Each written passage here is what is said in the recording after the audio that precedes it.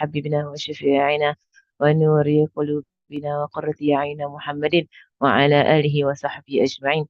نوينا التعلم وتعليم وتذكر وتذكير والنفع والانتفاع والإفادة والاستفادة والحث على التمسك بكتاب الله وسنة رسوله صلى الله عليه وآله وصحبه وسلم ودعاء إلى الهدى ودلالة على الخير ابتغاء وجه الله ومرضاته وقربه وثوابه سبحانه وتعالى مع لطف وعافية برحمتك يا أرحم الراحمين.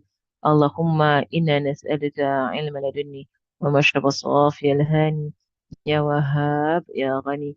اللهم إنا نسألك علم لدني ومشرب صافي الهاني يا وهاب يا غني. اللهم إنا نسألك علما لدني ومشرب صافي الهاني يا وهاب يا غني. وصلى الله على سيدنا محمد وعلى آله وصحبه وسلم والحمد لله رب العالمين. Amin, amin, ya Rabbal Alamin. Jazakumullah khair. All those who read and sung for the Burda. MashaAllah, may Allah bless all of you.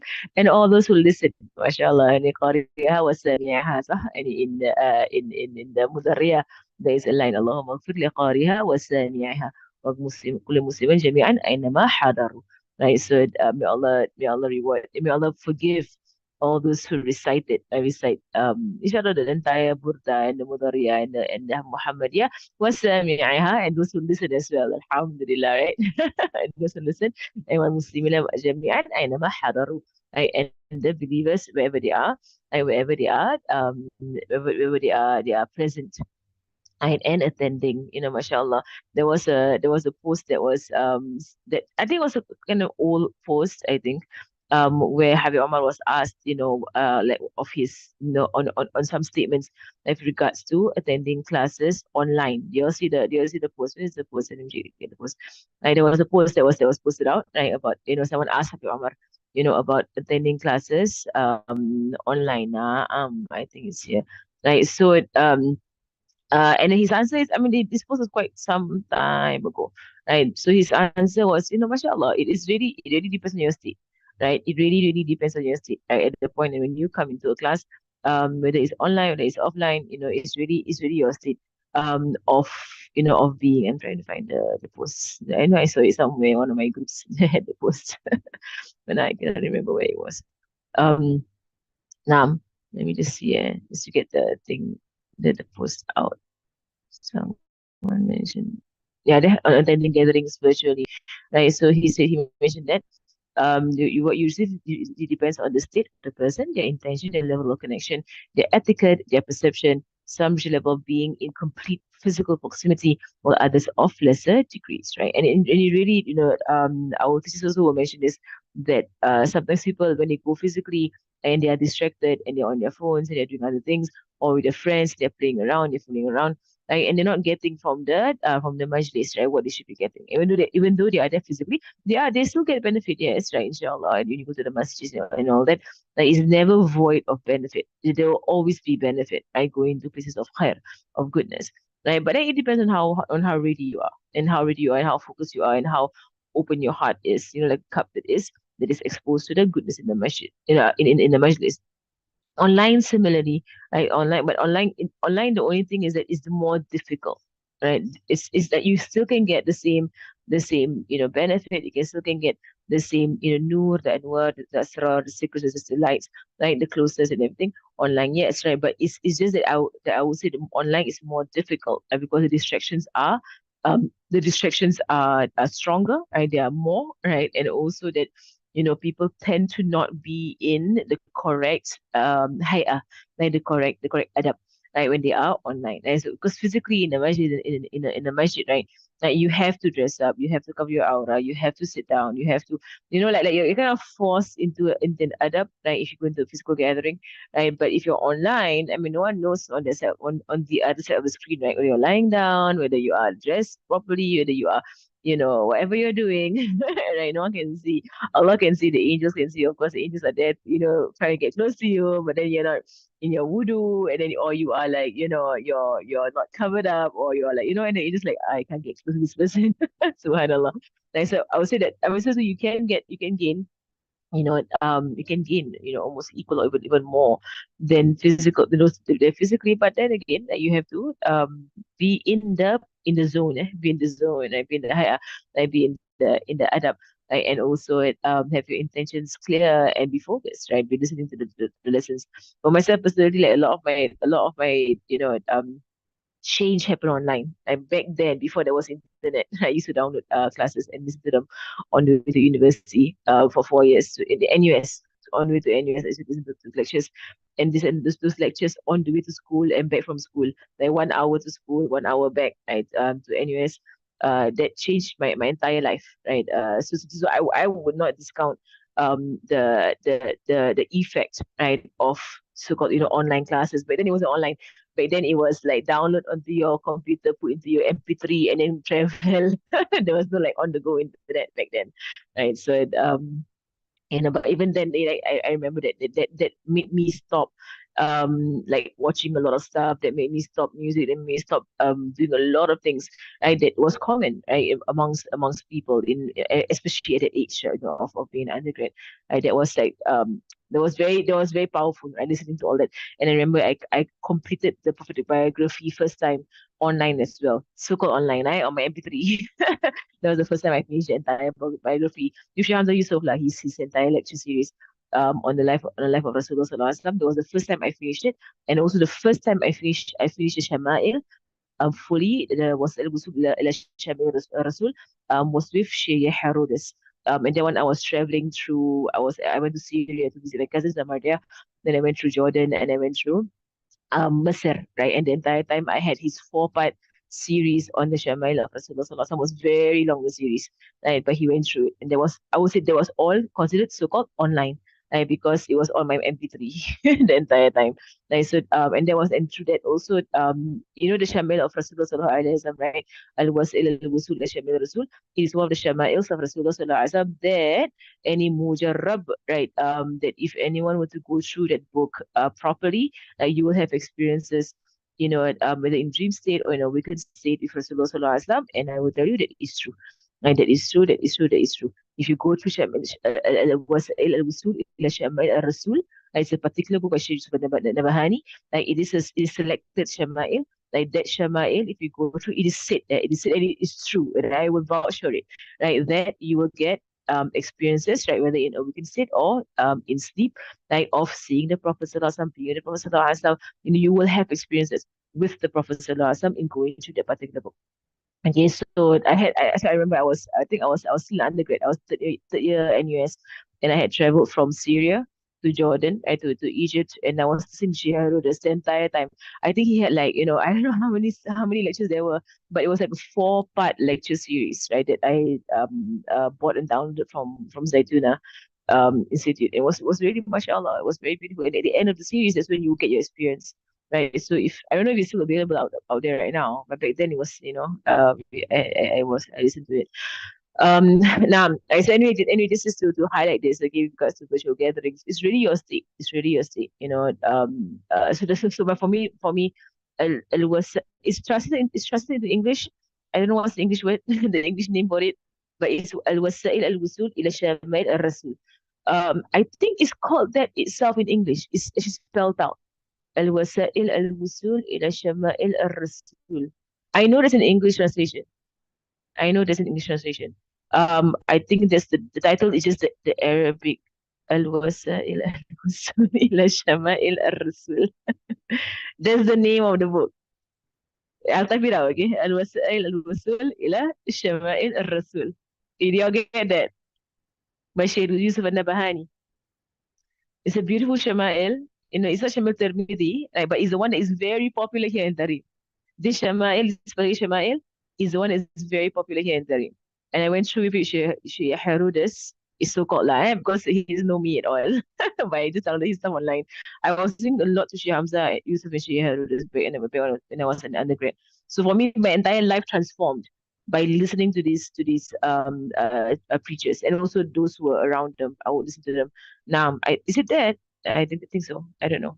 I don't know what's the English one. Okay, let's go back to our class. So, but anyway, I was saying that don't discount online classes, right? Because subhanallah, for myself, it was my transformation was because of these downloaded lectures. Right now, it was yes, I remember the title is right on the cover page, correct? You can get that, but get a teacher to go through it with you. I had the recordings, in my hard drive. Very old school lah. Very old school MP3 kind of recordings. I keep it. We bought it from the website back then, like old in like in the back in the day. Like you buy it from the website, they give you the link, then you download it, you put it into your MP3, right? You go through all that trouble, just to be able to hear lectures on the go. Now it's like, halas, you have your 4G, you're going around with your internet and still watching nonsense. Wala hawla wala quwwata illa billah, right? Okay, come let's do our class. Okay, Bismillahirrahmanirrahim. MashaAllah. I feel like MP3s are so much better because you kind of you force yourself, you choose what you want to listen to. Like you choose yourself, you choose to listen to that. Like now if an internet connection, right, you have like open access, and then you on YouTube and you want to watch something good, then YouTube keeps prompting you on watching all the other rubbishes on YouTube, and then you have to have like this strong taqwa, and this strong discipline to not click on all the other rubbish on YouTube, right, and just click on Habib. However, Aisha once spoke about this, very funny. She mentioned, do you not hear in the class? I don't know whether I translated that part properly or not, because she was going through it very fast. She was like, it was one day she wanted to watch Habib's video that she missed, Habib's class that she missed. And then somebody showed her this box that is red. It's a red box with a triangle inside. It sounds like YouTube to me. She was like, it's a red box. So funny. And there's a triangle inside. They told me to put it on she said they told me to put it on my phone so I can follow Habib's classes. So she said I downloaded. She said that I downloaded this red box with this rectangle inside. And then sorry, this red box with this triangle inside. And then she says I clicked it, and then they told me to search Habib Omar. So I searched Habib Omar, and I saw Habib Omar, but I saw a lot of Marcia everywhere, and I deleted the whole thing. So I deleted the whole app off my phone. She mentioned this in one of her classes. It's very funny, so cute, however. She was so traumatized by YouTube. So pure, ya Allah. She was so traumatized by YouTube. She was like, I saw Habib Omar, I saw so many Marcia everywhere. I searched Habib Omar, but all the Marcia were there. And probably she just saw like, some random people doing some videos, not even like, you say, Marcia, like hardcore Marcia, but people doing random videos. She was so traumatized. She kind of like what she did, I deleted. It's shaitan her. Shaitan. She deleted, mashallah. Ya Allah, but they are so pure. And we are so numb and accustomed, right, to seeing Maasiyah. We're so used to it. Okay, tamam. Right, so Rasulullah sallallahu alaihi wasallam, we just sang this now. Jazakumullah khair, Aisha, for singing. I think it was Aisha.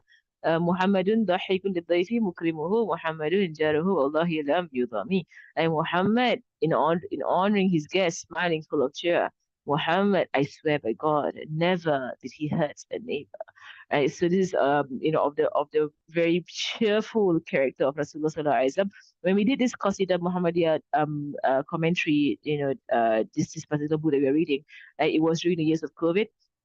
And one of our intentions, right, is to bring forward the positivity and the cheer of the Prophet sallallahu alaihi wasallam, right? Because people were going through a lot of depression, a lot of depression, of like feeling very, very, very, very down, right, during the COVID. Right, so we wanted to, bring forward lessons from our beloved Prophet sallallahu alaihi wasallam, on being positive, in life, on having a positive outlook, on being cheerful, right? So it is the way of the Prophet sallallahu alaihi wasallam, and it is, it does, build your iman, right? When you learn, how Rasulullah went through life, and he had the most difficult life.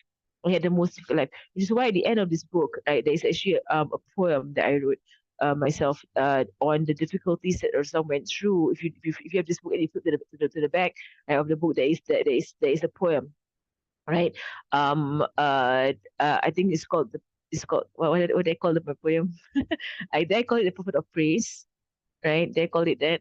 I call some. I can't remember the title of my own poem, right? But at the end of the book, right, there's a poem, right, that is written and by me that writes that states his difficulties and the lessons that he taught us from these difficulties that he went through, sallallahu alaihi wasallam. Right, to kind of like, inshallah, inspire people, right, to really have a more positive outlook in life, right, to really pull themselves out, of this, of this darkness, of depression and also of mental health. And yes, we don't deny, that mental health exists, right? It does exist. Yes, it is. What I call the poem? I didn't give a name for the poem. Okay, I didn't give a name for the poem. I think prophet of peace, okay, not of praise, peace, okay. Prophet of peace. Allahumma salli ala Sayyidina Muhammad. He didn't, yeah, now. Um, because it is that, in our zaman, so Anisa will mention this over and over again in Fiqh Tahawulat, that it is because of the almost non-existence of ilmu ihsan, of tasawwuf, in the lives of many. It is because of this. It is because of the, like Habib Abu Bakr, he will say that, you know what, our tawabit in Islam, the tawabit will be Islam, Iman, and Ihsan. That is tawabit, what is firm and unchanging in our religion. Islam, Iman, and Ihsan. Habib Abu Bakr, he will say that, Islam and Iman has become basura. Right? It has become just something that is seen on the outward, bila haqiqah fi dakhil. Right? There is no haqiqah in Islam wala Iman. Right? So in our zaman, for a lot of people, Islam and Iman, right, your physical worship and your belief and your inner beliefs, right, system, has just become something that is just verbal. Right? It's verbal, right? And there is no reality in the person. And then he said, he said that, and ihsan has become something that is just written in the books, and no one reads it anymore.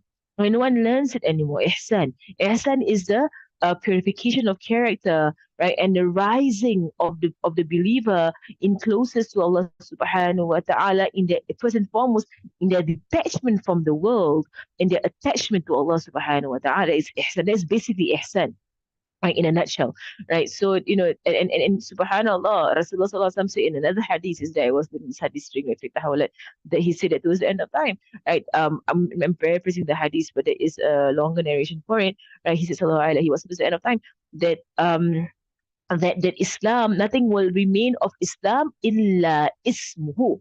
Except the name of Islam. Nothing will remain of Islam except the name of Islam. And nothing will remain of the Quran illa rasmuhu. Right? And nothing will remain of the Quran except its writing. Meaning no one will learn it anymore. No one will understand it anymore. No one will care, right, to want to know the Quran anymore. Right? That's what he said towards the end of time. SubhanAllah. Right. So anyway, I was mentioning about, so we're going to this verse, right, about Rasulullah Sallallahu Alaihi Wasallam being positive and being cheerful and having a very, great outlook, in life. And he has a great outlook in life because first and foremost, he is not connected to dunya. He is connected to akhirah. Right. So necessarily, right, as we strengthen our iman, and really honestly, frankly, we all have weak iman. Right? For as long as you are someone who wastes your time, or you are someone who still sins, or you are someone who backbites or gossips, or you are someone who's not focusing in your prayer, all of these things are symptoms of a weak iman. They all are symptoms of weak iman. We all have weak iman because we all struggle with ilmu ihsan. Right? We have iman, yes. We say, Nashhadu an la ilaha illallah wa nashhadu anna Muhammadan Rasulullah. Yes, we have come into the circle of iman, yes. Right? But iman da'if, ya Rab, right, is so weak, this iman. And how do we strengthen our iman? Yes, bila ibadah. Naam. They say you strengthen your iman, you doing ibadah, doing it because of ibadah, and doing ibadah in abundance, right? That is our Islam, right? But ibadah hadi, ini ma'aruh, right? So this worship that you are doing, it has to be with the spirit of the worship, right? Then your iman will increase. You go back to the verse, right? Then your iman will increase, right? So Allahumma salli ala Sayyidina Muhammad. Right? So you come into the da'irah of Iman, the circle of Iman, by saying, Ashhadu an la ilaha illallah wa ashhadu anna Muhammadan Rasulullah. Right? And then you increase your Iman by doing acts of worship, but acts of worship with quality.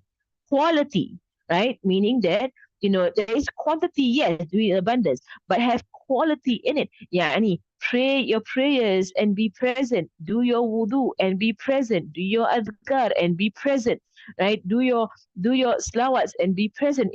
While slawats are accepted no matter what your state, yes, that is true. Right? But if you were to be present during your slawats, oh yeah, Allah, how will that help you with the diseases that's in your heart?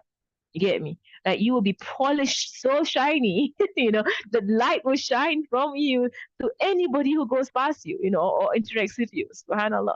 Right. So this is exactly a state of Rasulullah sallallahu alaihi wasallam. So if you're wondering, Muhammad in honoring his guests, smiling full of cheer, Muhammad, I swear by God, never did he hurt a neighbor, never did he hurt anybody. Sallallahu alaihi wasallam. Even on battlefield, he will only fight because it is to raise the kalima of Allah subhanahu wa ta'ala. It's for da'wah. Jihad is an extension of da'wah.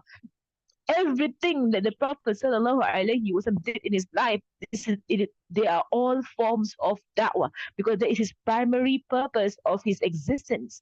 Sallallahu alaihi wasallam, that he is here to bring the message. That is why he exists. Right, sallallahu alaihi wasallam. So his entire life from start to end, right, all of it is to pull people to Allah subhanahu wa ta'ala. Even when he was young, before he became a prophet, sallallahu alaihi wasallam, he had miracles called irhasat. And by these miracles, and even miracles to the point whereby Sayyidina Abdul Muttalib, I would bring Rasulullah SAW out to the Kaaba as a small boy. Whenever they wanted rain, the Meccans, they would narrate, some of the Sahaba, they were alive at this time, they saw this happening, that whenever they were in a drought and they needed rain, that Abdul Muttalib, right, the grandfather of Rasulullah SAW, he would bring out this boy whose face was brighter than the moon. That is Rasulullah sallallahu alaihi wasallam. He would bring this boy and he would go to the Kaaba and he would get the boy to make dua. The small boy, right? Because Sayyidina Abdul Muttalib, he passed away. Rasulullah was only 8 years old. Right, so the narrator, of his hadith, like he was a Sahaba who was alive at that time and saw this happening, right? And he said it, and he said that Abdul Muttalib would make the young boy make dua to Allah for rain. And the moment the boy raised his hands, rain would fall. Right? Rain would fall. And this helped people come into Islam. Because they saw with their own eyes. Right? The miracle of the Prophet sallallahu alaihi wasallam is called irhasat. Irhasat are miracles that happened before prophethood. And one mu'jizat are miracles that happen after prophethood. Right? And also it's in Abbas also has a narration whereby once he said to Rasulullah, Ya Rasulullah, do you know what caused me to enter into Islam or embrace Islam? And Rasulullah said, no, I don't know. Oh, my uncle tell me. And he said, well, when you were a baby, this is in Abbas, he said to Rasulullah, when you were a baby, I came into the room and I saw you, lying down, and you were pointing to the moon, right? And when you pointed right, the moon went right. You pointed left, the moon went left, right? And you were laughing. And Rasulullah said, yes, I remember that moment. Because Rasulullah, he's always been aware. There was never a point in his life whereby his brain was not developed. Sallallahu alaihi wasallam. He was mumayyiz the moment he was born. Okay, the moment he was born, he was mumayyiz. Sallallahu alaihi wasallam. He never had a period of being non-mumayyiz like the other children. And he was aware. The moment he was born, he was aware, right? And he understood his surroundings. Sallallahu alaihi wasallam. That was a gift from Allah subhanahu wa ta'ala. So anyway, Rasulullah, he said, yes, I know that moment, yeah, oh my uncle, the moon had come to play with me.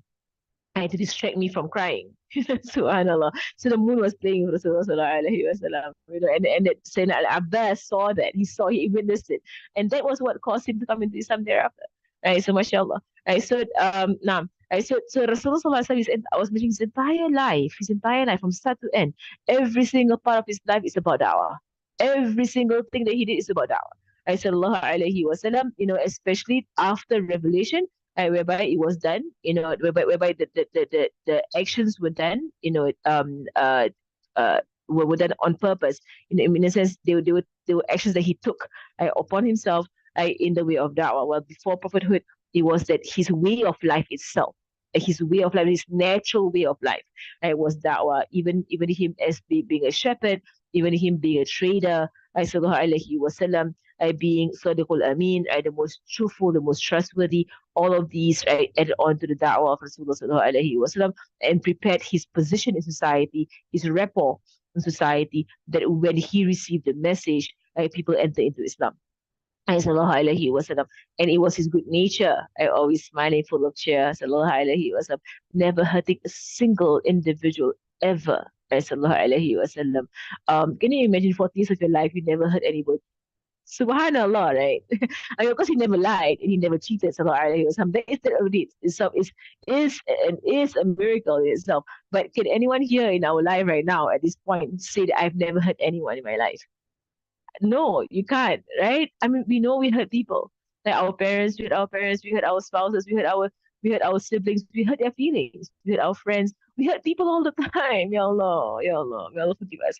Right, but it's a miracle for someone to live 40 years of his life before receiving revelation, then eventually 63 years of his life having never hurt the feelings of another person, hurt here physically and emotionally, okay?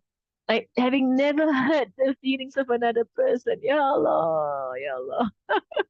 Even in Surah Abasa, when Sayyidina Ibn Maktoum came, right, and he was blind, and he kind of like barged right into the conversation, between Rasulullah Sallallahu Alaihi Wasallam and this believer, this kafir, and who was, kind of like a prominent kafir, and he was in kind of like had high influence in society. So Rasulullah has been targeting this guy, trying to get him to listen to the Quran because he saw, from his, human eye, right? That if this guy became a Muslim, then the entire tribe become a Muslim, right? Right. So then Ibn Maktoum, who was blind, he didn't see this very important meeting happening between Rasulullah. He finally got this guy to sit down to listen to some Quran, right? And at the same time, Sayyidina Abba bin Maktoum, right? That he came in, into this very conversation, right? And he began asking his questions. And already this rich guy, or this kafir who was rich and snobby, right, arrogant, right? They would not be seen around like to them they would say like a low life, right? They would call them like low lives, right? They are poor people, right? These are like in the lower strata of society. They will not be seen in a majlis next to such people. And Rasami knew that. He knew the moment Sayyidina Ibn Maktoum came into the majlis, he knew he lost the other guy. The other guy's going to get up and walk away because he is arrogant in that way, right? They are arrogant in that way, right? So this so some he was interrupted, right? And then he was also trying to get to this rich guy, right? This kafir, with Islam, right? And so that caused for him to just do a slight frown in his face, sallallahu alaihi wasallam. It's a slight frown, or so slight the frown in his face, that because like if you're interrupted, that's the first thing you do in your face, right? You frown, like when your kid comes to you and you're talking to somebody very important, and your kid comes and he says, "Mama, Mama," and tries to talk to you, and you like do this frown, right? Maybe you do even more than that. And you start to scold, you start to shh, or like you do something more than that, right? So some had this tiniest frown, which the blind man did not see. He did not see. He did not know that Asaf actually frowned. She frowned at him, and turned away. She turned away, as in Surah Abasa, Abasa wa tawalla. He frowned. He turned away. Right? So Ibn Maktoum, he did not even see that to feel offended or hurt. He didn't even see it, and it was so slight, and it was like it was really a reflex, like a reflex, and it was so it was just a like a lahza, a moment of frowning, and he went away. It was very brief. It was very brief. Oh, but Allah pointed it out. Allah pointed it out, right? And said, Abasa wa tawalla. He frowned away and ja'ahul a'ma. And when the blind man came to him, and it's not an i'tab, it's not like a scolding in a sense, but Allah just pointed it out, and Allah taught Rasulullah how, that you're focused on this guy because you see on the outward, this rich guy, he is more worth, and it's not more worth, but it says that if you focus on him and he becomes a Muslim, a lot of people become Muslims, right? While this blind person over here, he has a question that can actually wait. And that's actually true. His question could actually wait. He's already a Muslim, he's a believer. Right? But he had a question, right? And he barged right into the gathering and he caused for the other guy to go off. Right? And that was okay. MashaAllah, Allah knows it. And Allah says in the surah, وَمَا يُدْرِيكَ, like, how would you know, O Prophet? Because you don't know. You don't know what's in the hearts of people. You're just doing your da'wah. Right? You're just doing your da'wah. You don't know who is more worthwhile and who is less worthwhile. You don't know. You're just doing da'wah to everybody. right? Sallallahu alaihi wasallam, mashallah. But the point there I was mentioning, because that was used, that would be the one instance where someone might say or might claim that some hurt someone's feelings there. What if I say that, he's never hurt anyone's feelings, right? Someone might say, what about the story in Surah Abasa? What about that story? Didn't he hurt the feelings of the blind man? Answer is no. The blind man didn't even know that he frowned. That he couldn't see the frown. The blind man couldn't see the frown. He had no idea what was going on. Right? He just was asking his question. Then Allah spoke about it, and some used to make, used to laugh about it. It says that whenever Sayyidina Ibn Maktoum would come gathering, he will say, "Here comes the person on whose account my Lord reprimanded me." Subhanallah. And in a way that was, joyful. Sallallahu alayhi wa sallam. Positive. Now, okay, so where are we? Right, so Rasulullah Sallallahu Alaihi Wasallam, now, those who were neighbors to Rasulullah Sallallahu Alaihi Wasallam surely received goodness from him Sallallahu Alaihi Wasallam until the time his opposing enemies from the polytheists planned to kill him. Right? So the entire time Rasulullah was in Mecca, up till the Hijrah, up till the Hijrah, like he was kind and good to all of his neighbors, whether or not they were believers and whether or not they were kind to him. It was regardless. You show goodness because goodness is commanded, not because the other party deserves goodness. If everybody were to behave that way, it'd be a terrible world, right? And it says that you only show goodness to those who deserve goodness. Wala hawla wala quwwata illa billah. Right? Is that how you're going to behave in your life? I show goodness to only those who deserve goodness, huh? Like, no, of course not. You show goodness because Allah subhanahu wa ta'ala commanded goodness. And because Rasulullah showed goodness as his sunnah. That is why you show goodness, right? Not because someone deserves or does not deserve goodness. Whenever I receive our questions, right, someone so and so is bad to me, so and so is this to me, I don't want to be good to this person, whatever, whatever. Are you good because people deserve it, or are you good because goodness is required or goodness is requested, right, and commanded? We aim for goodness because it is commanded, right? It is commanded, and it has been demonstrated by our Prophet sallallahu alaihi wasallam. Subhanallah, right? So inshallah, the time is really way past. Mashallah, it's really 8:15 in Singapore, so I'm going to stop there. Afwan, barakallahu fikum. وصلى الله على سيدنا محمد وعلى آله وصحبه وسلم والحمد لله رب العالمين. فاتحة أن الله يجزينا ونافعنا وعمل خاص والمسلمين والهدى ويسر والرحمة شيخنا وذوي الحق علينا وإلى حضرة النبي محمد صلى الله عليه وآله وصحبه وسلم. الفاتحة.